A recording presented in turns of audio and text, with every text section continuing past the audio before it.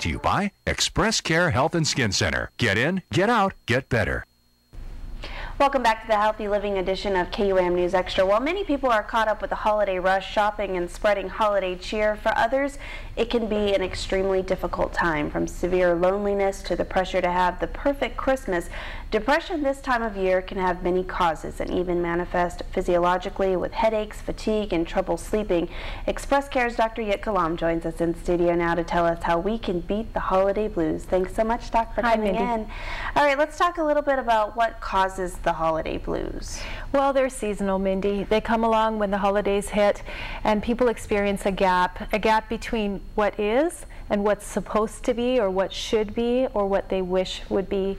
And that's the gap, and people experience pain from that. Sometimes grief, missing other family members that have passed on or are not with them, the pain that comes from separation, or you know, simply experiencing one of the 3 F's: financial problems, family tensions, or just fatigue from all the busyness, running around and getting overtired. Now, what are some ways that people can cope with stress and depression during the holidays?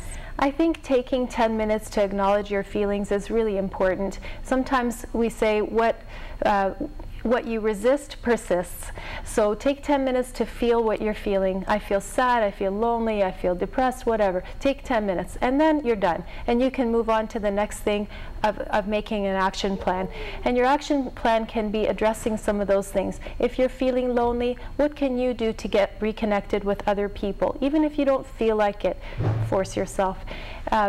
Make sure you set realistic expectations. Don't try to buy everything and get everything perfect and see everybody during this holiday. Remember, your life in October and your life in January probably are going to be pretty similar. Just take a break throughout December. Try to enjoy the season, but don't overdo it. Now, what's the difference between clinical depression and just normal sadness? I mean, sadness is a part of life, just like we talked about previous weeks, stress as well. But what's the difference between actual clinical depression and sadness itself? And how can people tell the difference? Exactly. So sadness is a normal human emotion. We experience it when we experience loss or disappointment. That's normal. But when that sadness begins to take over our life, lasting for more than 2 weeks, or it starts to affect our other parts of our functioning, ability to concentrate, ability to work, ability to sleep, not wanting to eat, thinking about death or dying, feeling worthless or guilty. These are more extreme symptoms that many people out there are experiencing now, and they need to understand that that's not part of life and that needs to be helped. And so what can somebody do if they have clinical depression and it's something that's more serious than just the normal day-to-day, oh, I just had a bad day today, I'm sad? What can people do with clinical depression?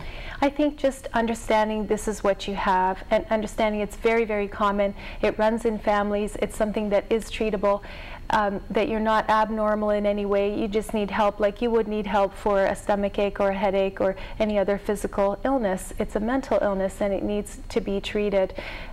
Most of all, don't self-medicate with alcohol or drugs or withdrawal. This is the time to speak up and get help. What are some common triggers of depression? I know you just mentioned alcohol, and that's one of the big ones, but what are some other common triggers? Right.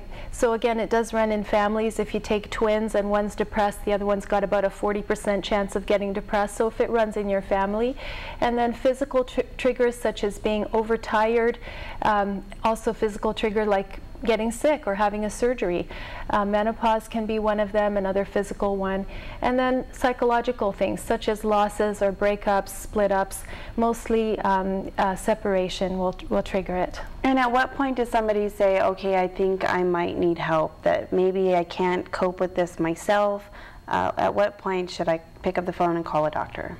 Yeah, I think if you are at all having any suicidal thoughts, please pick up the phone right now. If you are feeling overwhelmed and it's affecting your work, you're unable to concentrate, it's affecting your family life, people have reached out to you but you're unable to get the comfort that you need from your family or friends or even your priest or minister, then please consult with your physician. We're there to help you. Okay. One other thing is, do children get depression? They do get depressed, Mindy, and it's something that is not often recognized because children won't be able to necessarily speak about their feelings. They might just act out. Mostly you would notice it in their behavior. Poor performance in school, not interested in regular activities, fun things that kids would normally be interested in, don't really want to play with their friends, just kind of hanging around in their room by themselves. A lot of time alone is not common for children. And what causes that, and how can it be treated for kids? Well, again, most mental illness actually presents before age 12. There are some signs of it. It will come later in life also, but depression is a mental illness and it can affect children.